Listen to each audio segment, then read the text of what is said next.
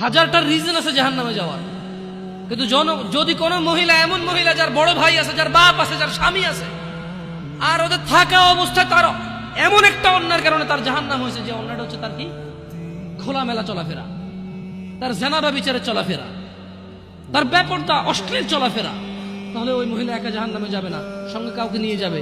এবার যে লোকটা সংশ্লিষ্ট সময়ে দায়িত্ববান ছিল সে যাবে সঙ্গে।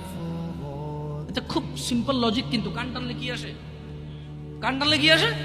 ওই মহিলা যদি সংশ্লিষ্ট রিজনে যদি জাহান্নামে যায়, সংশ্লিষ্ট সময়ে যে দায়িত্ববান পুরুষ তার অভিভাবকত্বের মধ্যে ছিল, যার উচিত ছিল তার জন্য সামর্থ্য অনুযায়ী জামা কাপড় কিনা সুন্দর দেখে, সামর্থ্য অনুযায়ী খাওয়ার দাওয়ার ব্যবস্থা করা, তার আর অর্থনৈতিক অবস্থার উপরে ডিপেন্ড করে, সামর্থ্য অনুযায়ী ওর কমফোর্ট জোনে রাখা, সামর্থ্য অনুযায়ী যতটুকু আছে উজাড় করে দেওয়া ওর পিছনে, সংশ্লিষ্ট ব্যক্তিটার জন্য দায়ী থাকে।